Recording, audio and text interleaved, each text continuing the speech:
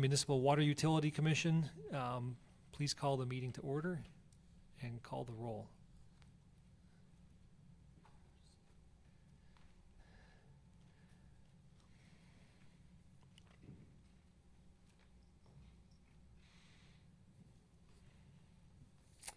Commissioner Strelchuk is absent. Commissioner Tlako? Here. Commissioner Meyer? Here. Commissioner Hanchard? Here. Commissioner Bach? Here. Commissioner Parrish? Here. Commissioner Schneider? Here. Commissioner Gebhardt? Here. And Commissioner Nurbin. Here. First up, we have approval of the meeting minutes from last month's meeting, August 8th. Second. Motion and a second. All in favor, please say aye. Aye. Any opposed? The minutes are approved. Brings us to our one and only item, or the review of the draft water utility master plan. So this is an update. We'll get some feedback to staff, and I think we'll have it back for final approval at a later date. Is that correct? All right, just wanted everyone to be properly centered. Take it away, Mr. Voigt from City Water.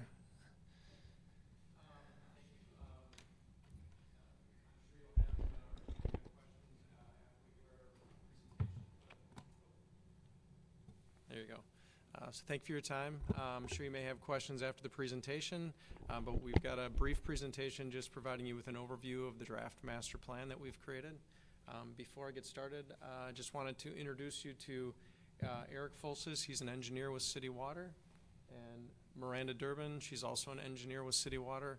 They did the lion's share of the data mining for the master plan, and also put together quite a bit of the master plan itself. So if there's any questions, I'm sure they could probably answer them towards the end.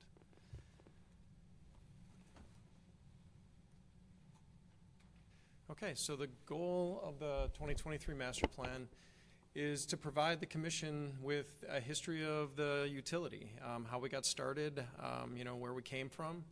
Also provide you with current condition of the utility, where we're at currently, and to provide you with a roadmap of the utility moving forward. So where do we think we should go, and where do we think we should grow? Going through this presentation, we kind of followed the request for proposal for the master plan. So there were 7 key categories. The first one being water demand. As a water utility, obviously one of the key things you need to be aware of is your water demand as a utility. So the water demand tends to follow customer demand, and our customer demand has been slowly growing. It's been very steady, which is a positive thing. It's very easy to predict, and the utility's been blessed with that steady growth of the utility. We also, as a component of water demand, you have to look at your non-revenue water. Non-revenue water is water that the utility purchases from our suppliers, but we don't sell it to a customer. So obviously we don't receive any revenue. Every utility has non-revenue water.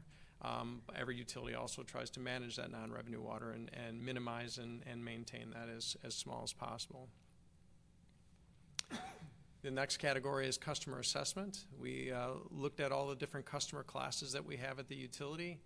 The vast majority of our customers at the Mequon Water Utility are residential. It's over 90% of the utility is residential customers. We have experienced that steady growth at the utility, which is great. It's predictable, and that there is a lot of opportunity. That was one of the things that we determined as part of doing all the data mining for the master plan. Is there's just quite a few people that live on an existing water main and aren't currently customers, so we refer to them as on main not using. There's also still over a dozen what we refer to as water trusts, you might call them subdivision well systems, that are nearby mains that could obviously convert to the utility. We do have quite a bit of new development within the city of Mequon, so that also is an area of potential growth for the utility. And then most recently, obviously, the new service area of the Village of River Hills. Another category that we looked at was water supply. We are blessed with our location, our geographic location. We're right next to Lake Michigan, which has over 4 quadrillion gallons of water, which is virtually a limitless supply. We therefore have contracts and purchase our water from 2 water suppliers. Milwaukee Water Works provides us with 80% of our water supply. It's the primary water supply for the city of Mequon and the village of Thiensville. North Shore Water Commission provides us with water for the village of Bayside and soon the village of River Hills. And that's about 20% of our water supply currently. One of the things that the DNR wants all water utilities to be able to do is to supply your entire utility if your largest source of supply is out of service. Fortunate or unfortunately, we've had that tested twice. There's a single supply water main that comes up 76th Street from County Line Road. It's unlooped at that location. We've had 2 main breaks on it, and during the duration of both of those main breaks, we were able to provide water supply to the entire utility via the North Shore Water Commission. So we know we can do it. We've had it obviously tested with those 2 outages. We do, however, struggle to provide adequate pressure, not adequate, but high pressure on the high side of the system, the west side of the system, because North Shore feeds from east to west, and when you get to the far west side, Milwaukee has a higher pressure than what we provide from North Shore. So that is one of the areas that we've identified as a need, and that's where the 3rd connection to Swan Road becomes important, because that is a second connection to the Milwaukee Water Works. It solidifies our water supply, provides us with that 3rd major source of water. It increases redundancy within the utility, and it's obviously going to provide water supply for the Swan Ridge development. Distribution system assessment. This is a strength of the utility. We are fortunate in the fact that we are a young utility. 97% of our mains are plastic. A lot of the more mature utilities to the south of us have a lot of metal mains, so cast iron, ductile iron, things of that nature. The last 2 weeks I've spent in the village of Fox Point repairing some of those 1930s cast iron water mains. So the fact that ours are plastic and are less than 25 years old is definitely a strength of the water utility. Also, as a growing utility, we have a lot of dead-end mains, so we need to look to loop those wherever possible. This increases redundancy. Obviously, if it's a dead end and you have a main break, you cannot feed anything beyond the break until you repair it. It also improves water quality because you get circulation of flow, and it improves fire flow because if you have water fed from both directions, it provides greater capacity. Financial performance. This is one of the strengths of the Mequon Water Utility. Our revenues and expenses have grown very similar, at a similar rate and steadily over the last, since inception in 2009. The little red dashed line that you see on that map or that chart is what the Public Service Commission lists as their benchmark for where they want water utilities to be performing as far as their rate of return. Historically, it had always been about 5%. Back in 2022, they bumped it up to a little over 6%. I think it's 6.1 or 6.2%. And the reason for that is because interest rates have gone up, obviously, dramatically. So they realized that most utilities' cost of borrowing and their cost of obtaining money has gone up. So therefore, they bumped up the rate of return to reflect that increased cost of capital. We're also steadily paying off our bond. We reissued the bond back, I think, in 2017, but it matures in 2029. So if we continue on this path, we will, in 2029, be debt-free. Key principles. In the master plan, you obviously have all had a copy of it and can read through it. There's quite a few of them, a lot to list, so I thought I'd just stick to the 2 key takeaways from this component. One is that we've stayed true to the intent or the reason that the city acquired the utility in 2009. The city wanted to acquire the utility to reduce water rates and maintain stable rates for all the ratepayers, and we've stayed true to that intent. We also have added clarity where the utility has found ambiguity in our code. So in 2017, we created the Water Trust Depreciation, Valuation, and Condition Assessment.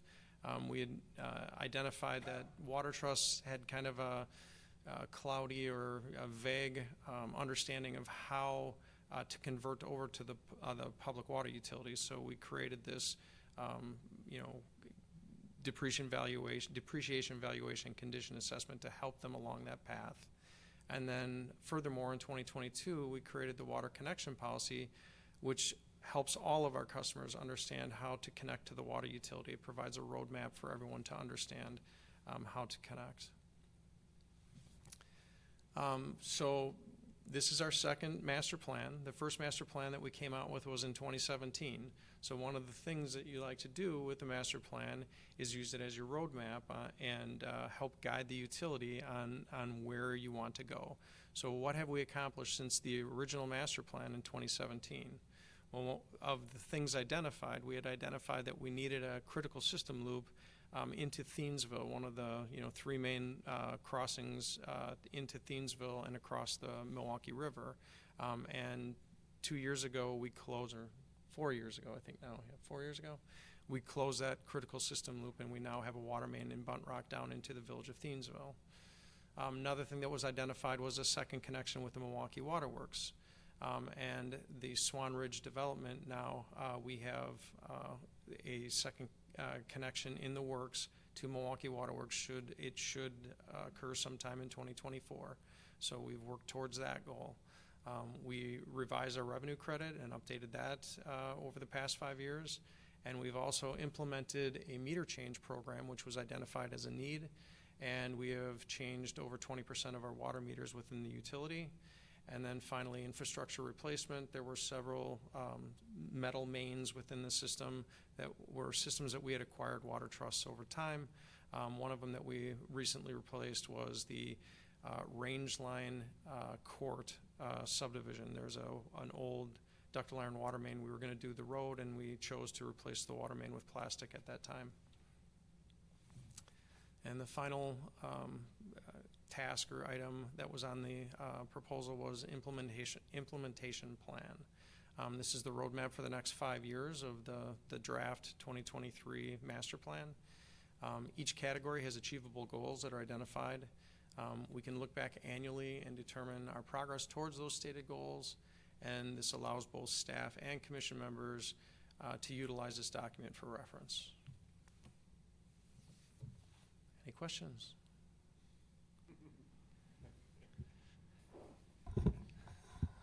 I'm sure there's at least one or two.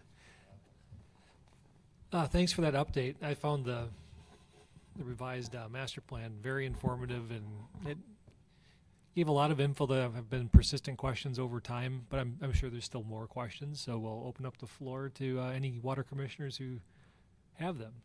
Commissioner Bach. Yeah, I too thought that was a great summary. I mean, there's a lot of information in that report. We were just chit-chatting here, but it was good to learn the whole history of the utility and how this all developed, and all the charts. I was a former math teacher, and so when you read all that report, there's a lot of mathematics in there. One of my favorite activities that I used to do with middle school kids, I wrote a water unit.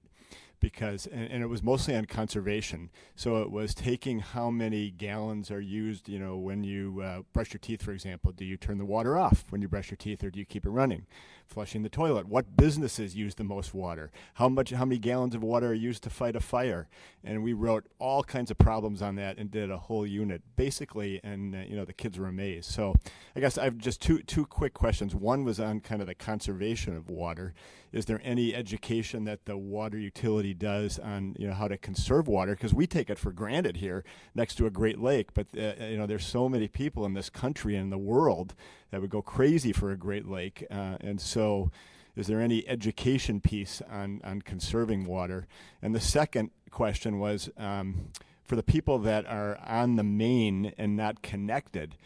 Have you thought about any kinds of plans? I don't know what the finances would be to offer some kind of connection coupon, or some kind of if you connect in these 3 months. I'm assuming it's the lateral that's expensive for the resident, that you could get them to connect, and then maybe the payback would be later on. Anyway, those are my two questions. Sure. In regards to the conservation, it's an excellent question. Water utilities throughout the state that get their water supply from wells are actually required to have a conservation component to, their utility. And they do, I wouldn't say market, I guess educate in regards to conservation due to that. But with the treated Lake Michigan water supply, it's not a requirement of our utility to do that, not to say that that's not a good idea. So that's definitely something that we would be interested or would, look to provide if the Water Commission wanted us to go about that task. The interesting fact is, when I first started at We Energies in 2001, the average customer of the Mequon or the We Energies water services at that time used about 18,000 gallons on a quarterly basis, somewhere in that neighborhood. And if you look at our current residential water use divided by our residential customers, it's under 15 now. There's been quite a bit of conservation just due to things like in the industry, like low flow toilets, low flow sinks, and things of that nature. So conservation's come along, all by itself, which is rather interesting. In regards to the on-main not using, We Energies used to do where they would provide a incentive for people to connect to the water utility, and that's something that the commission could look at and determine if that's something that they wanted to implement for people along Maine that are interested in connecting. That's something that if at a future date you wanted me to kind of provide the history of what they did and why, I'd be happy to. Any other comments or questions from the commission? Commissioner Parrish. Thank you. Just bear with me. I have about just under 5 minutes of comments, but I did have the privilege to meet with the mayor and Director Lundin and Mr. Voigt and Eric over here to discuss this wonderful report because we have had a lot of concerns about our water capacity as we're growing. And so every time we're like, well, where are we at with this? And how do, I feel like you've answered so many questions that there's going to be a valuable tool moving forward. My understanding of the scope of this is that Director Lundin and yourself wanted some feedback to incorporate into the final report so that we can then adopt it next month. And so in the spirit of having spent hours reviewing this and meeting with you, I'm just trying to offer feedback on behalf of my colleagues, maybe even tell you what I found really interesting. So I'm just going to kind of go here and just maybe take some notes, and then this is all not necessarily even for you to react to unless you want to educate my colleagues further. But one of the items you brought up was the Whitman Place booster pump issue, which I fully don't understand. I don't really want an explanation now, but if that needs to be in the final report, I think it should be discussed in there as a risk to the utility and what we should be considering. Your report wisely focuses on GIS, and that is for two reasons. One is that the GIS will help us do two things. One, it's going to help us identify theft. So I actually learned that there could be users taking water from us, but we don't even know about it. They're just hooked in. So this GIS tool is going to be a tool for them to see where all the laterals are plugged in. I'll come back to that. The GIS is also going to help promote the connection to the on-main not using, which represents almost 560 residential units that could be brought online without impacting the 20% threshold, which I'll come back to. There appears to be a 17% leakage or loss coming, which you said was it's normal that there's a loss out of the purchased water. This amounts to approximately $230,000 in purchased water per year. So if we can narrow down where that loss is, especially on the theft side, perhaps we could cut that number in half. I would challenge it maybe, what is the goal for that? So maybe identify the goal and how are we going to get there?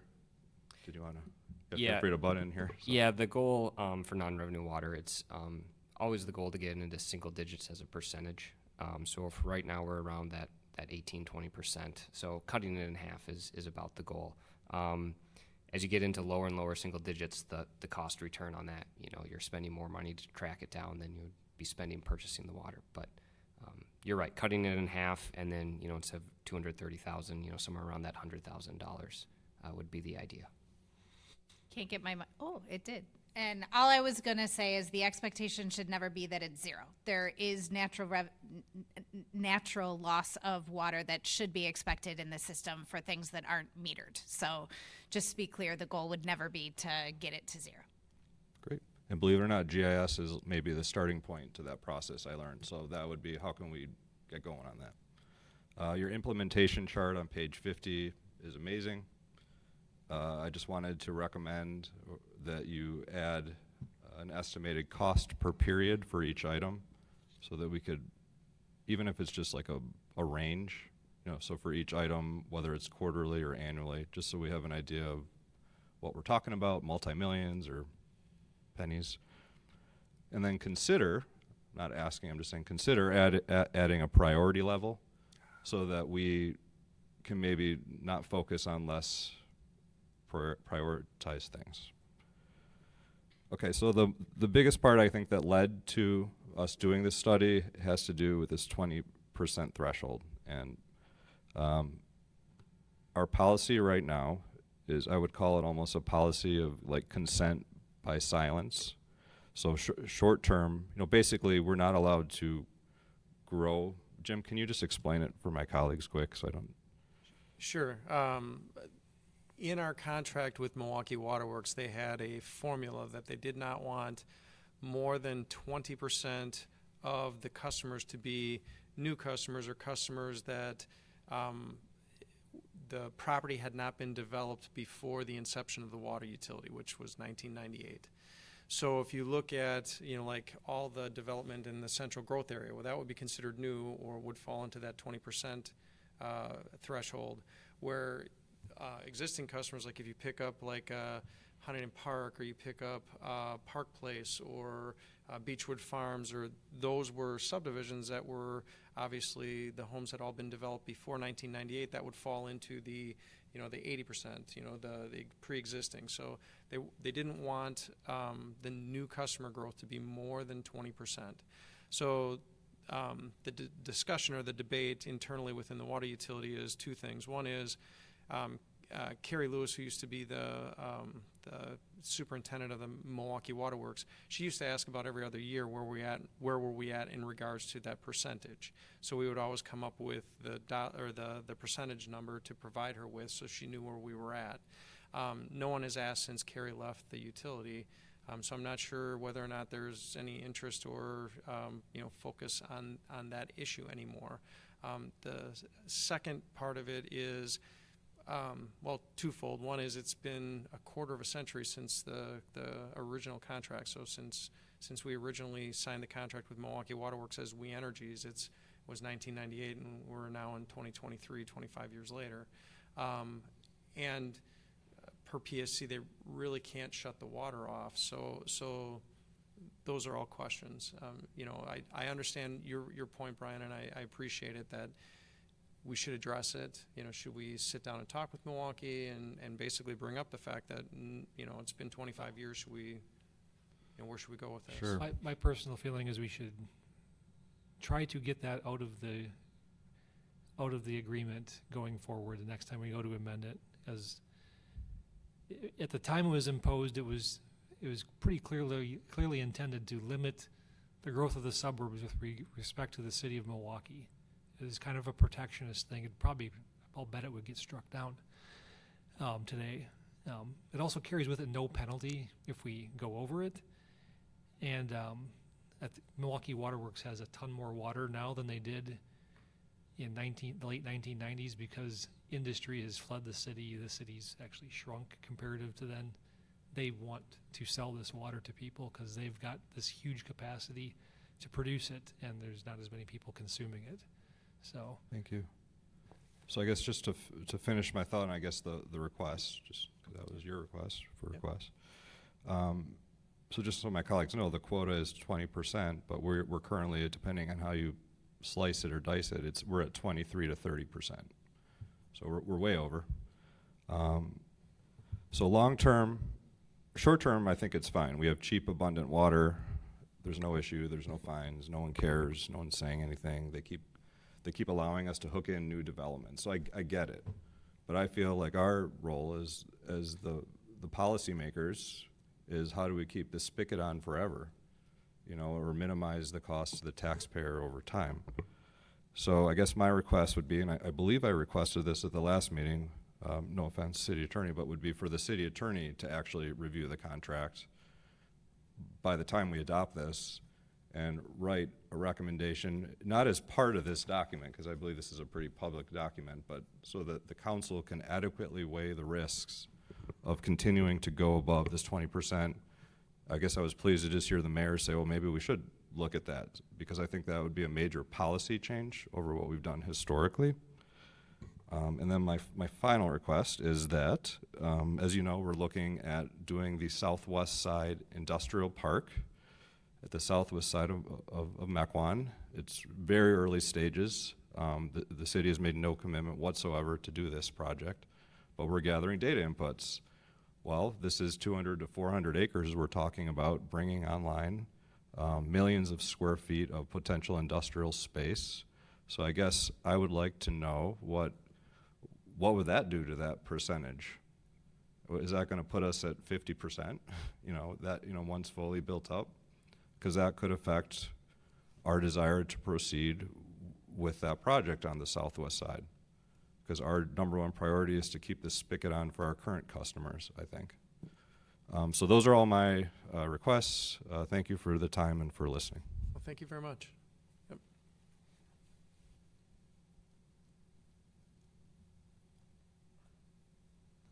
I believe I heard our Mr. Voigt say that they can't turn the spigot off on us. It's illegal for them to turn the water off. Forever. So no one's turning the water off. That said, I think we should just work to get that struck from the contract. It's an antiquated provision that probably doesn't hold any water anymore, pun intended. Does anyone else have any comments on the content of the document? Are there any thoughts on, I think Commissioner Bach brought it up, is there any way to, we have several people on Main not using, there's been a desire in the past that we shouldn't be doing marketing because we're not a mandatory utility. Is there any, I'd like to poll people's support for the concept of education. My theory is there's several people that are on Main not using that have no idea it's in front of their house because properties have transacted in the last 25 to 30 years and they may not even know it's there. We might pick up a few customers. It'll cost us absolutely nothing because the main's already in the ground. I think it'd just be a simple flyer to people that are on Main not using and just letting them know we exist. And there's no pressure to sign up. It's their choice. That's not the key compelling thing. anyone. Yeah, that's the key thing. Per the referendum, we can't force anyone who has a private well to connect anyway. So this is just an option. This is just allowing or providing people with the information that, hey, you have a water main in front of your property. This is an option for you to connect should you be interested, but there's no pressure for anyone to connect. And just as a reminder, we intended tonight to be the discussion and overview about the document itself. So we're not otherwise presenting the overview of the implementation or the next steps or our plan moving forward because we wanted to ensure that the document met the expectations of the commission before doing so. So we're here today to take your feedback, and in October, when we have the discussion, that's when we'll be highlighting the implementation plan, the budgeting strategies, and those recommendations to consider things like the proactive education that we've otherwise spoken of. Is that something people are generally okay with? Show of hands?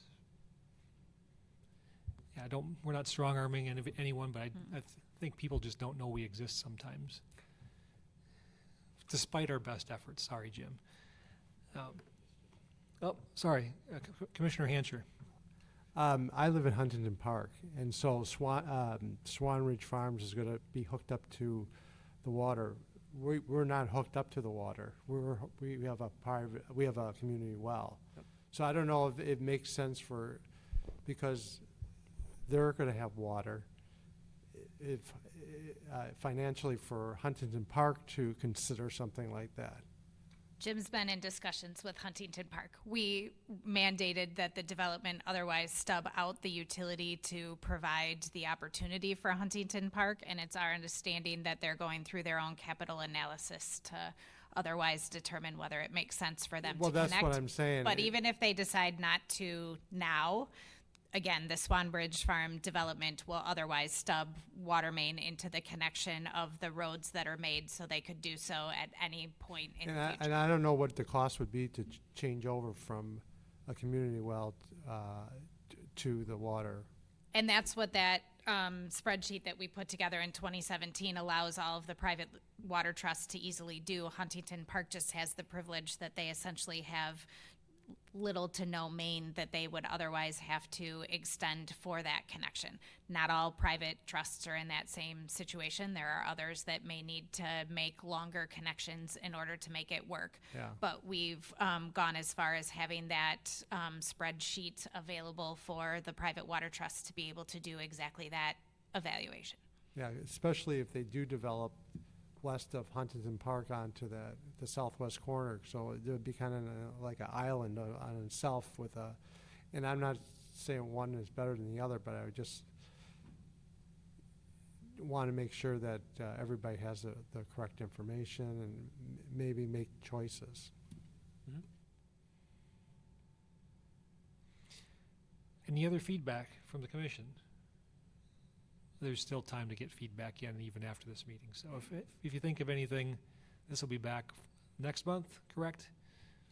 Correct. We wanted to, again, take any feedback so that as we transition the document from draft to final and then bring forth our recommendations based on the analysis that we had this discussion first. So we will be back next month requesting acceptance of the document and including those recommendations.